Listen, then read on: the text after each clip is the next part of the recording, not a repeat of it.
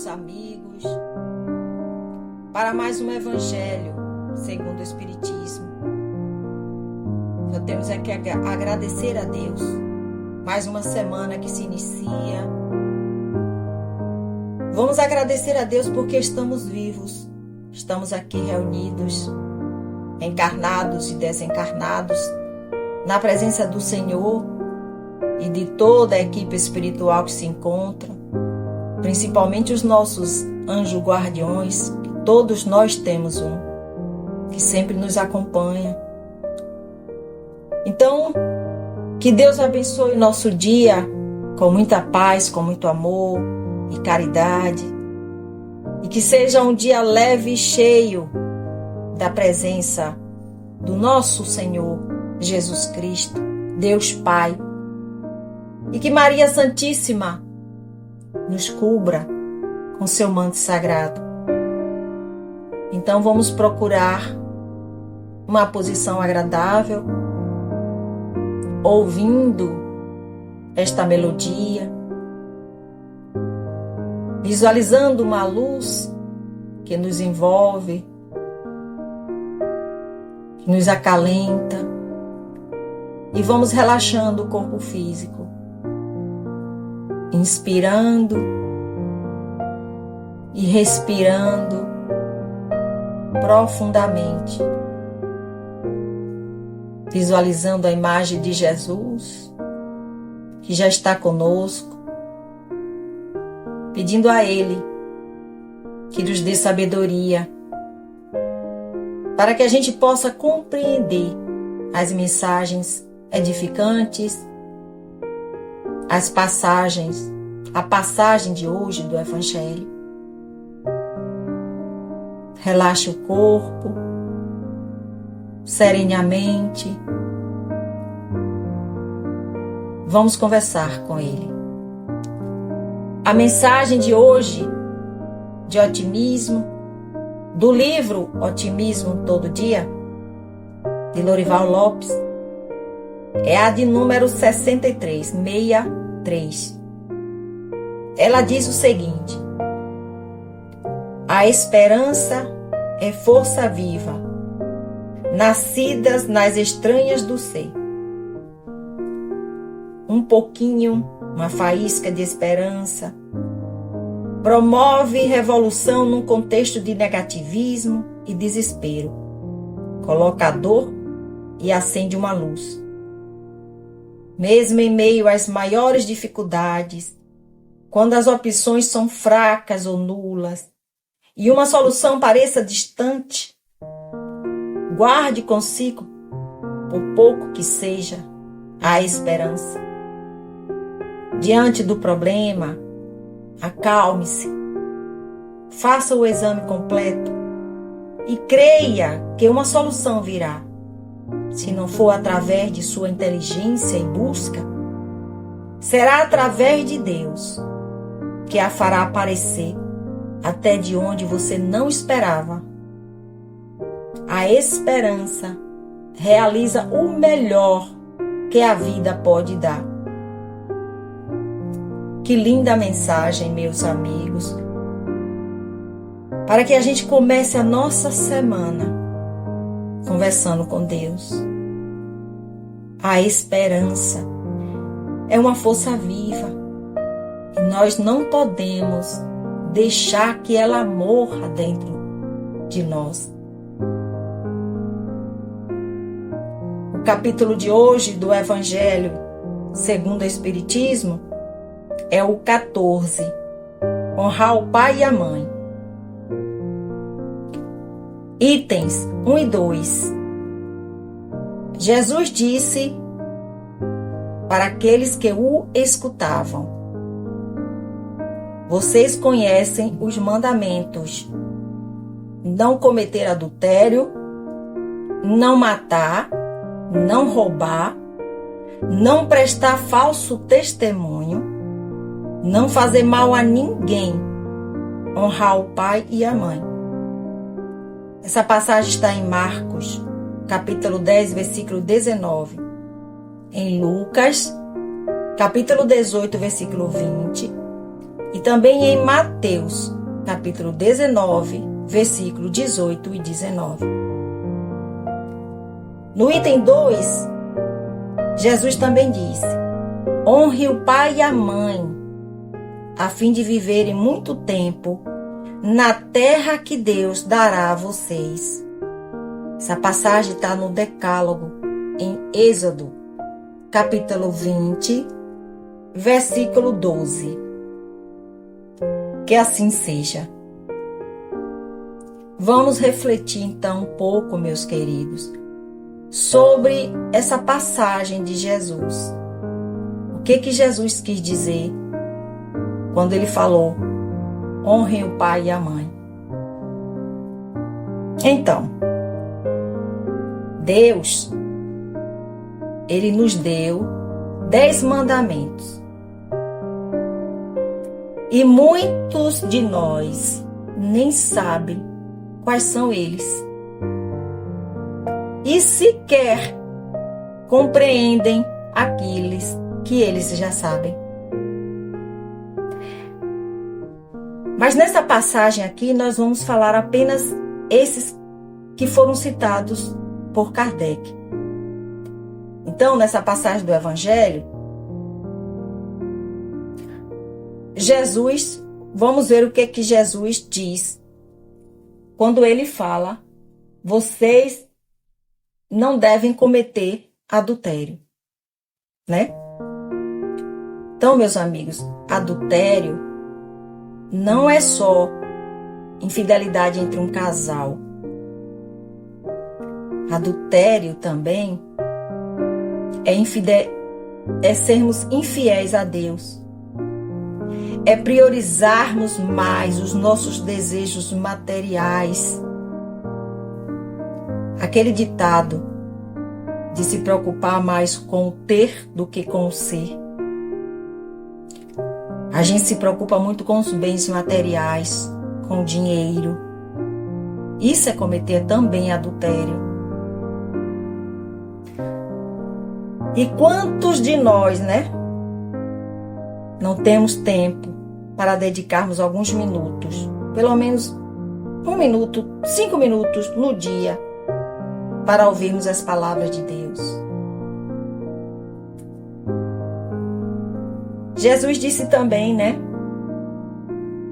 Não matar. Não foi isso? Não matar.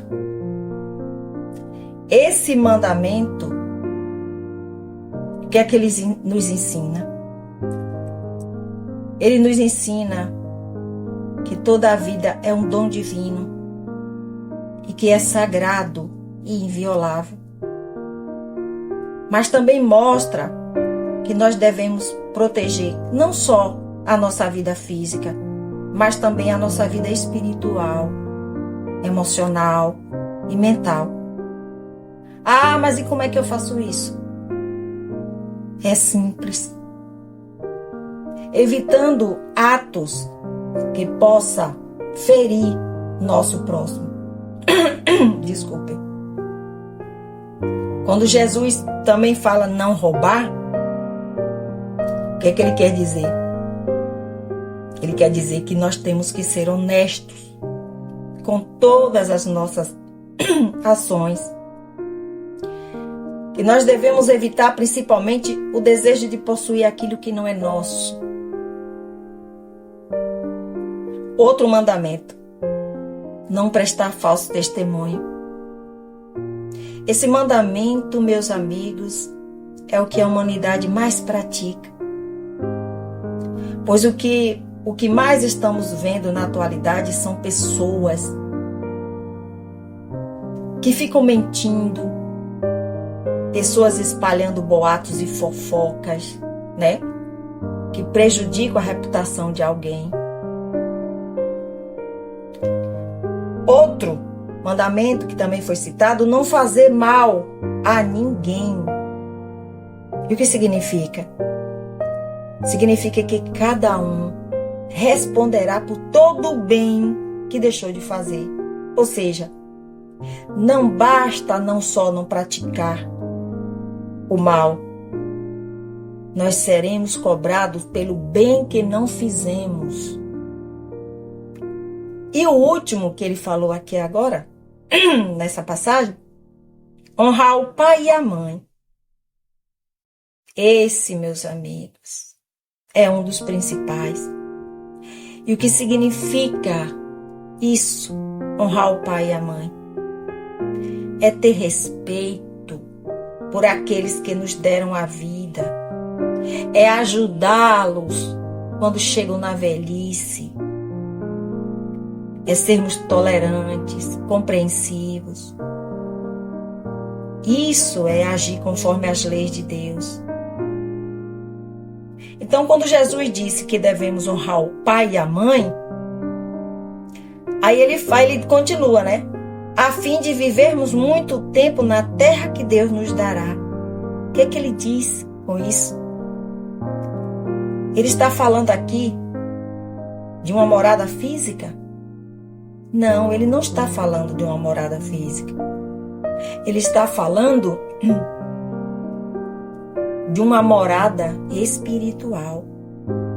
Porque foi ele mesmo que disse: meu reino não é deste mundo. E ele já voltou para o reino de Deus. Então essa passagem de hoje é para que a gente possa refletir sobre esses mandamentos, principalmente o mandamento honrar o pai e a mãe. Será que estamos honrando o nosso pai e nossa mãe? Muitos dizem assim: mas meu pai e minha mãe me abandonaram. Então, mesmo aqueles pais que abandonam seus filhos, eles também merecem serem honrados, porque eles deram a oportunidade de você estar aqui, passando por mais uma reencarnação, reparando os seus erros, tentando acertar e evoluir. Então cabe a Deus julgar e não a nós. Vamos, neste momento, meus amigos, agradecer a Deus mais esta oportunidade de aprendizado. Que Deus nos ajude, nos ampare sempre. Que derrame sobre este planeta e sobre todo o universo bênçãos de luz, de paz, de paciência, tolerância. E que possamos cuidar mais dos nossos velhinhos, que são nossos pais. E que Deus esteja conosco. Desculpa. A reflexão final de hoje, ela diz o seguinte: a felicidade se encontra nas grandes conquistas do mundo. Vou ler novamente. A felicidade se encontra não nas grandes conquistas do mundo, mas no sopro suave que toca a alma, quando o coração repousa em gratidão. Pois o corpo é vestimenta passageira e a verdadeira essência é luz imortal. Quando o olhar se eleva e reconhece as pequenas dádivas do caminho, o amanhecer, o sorriso, o abraço sincero, já se não está em comunhão com o divino, é porque ser feliz não é um peso, é uma entrega. É permitir que a paz resplandeça dentro de si e por meio de si, que alcance todos os ao redor, sem acumular ansiedade, como se fossem coroas. Lembrando que a verdadeira riqueza é a serenidade que nasce do amor e que antes de ser corpo é espírito eterno, antes de ser tempo é eternidade. Antes de ser sombra, é luz. E por isso cada passo deve se tornar harmonia, cada gesto deve se tornar ponte, para que a alegria seja oração viva e a vida se faça reflexo da grandeza do amor. E como recorda São Miguel Arcanjo, basta pouco para ser verdadeiramente feliz, pois o divino habita em cada coração, e é nessa presença silenciosa que se encontra a força, a proteção e a plenitude de viver em paz. Que Deus nos abençoe sempre. Que assim seja, assim é e assim será. Graças a Deus.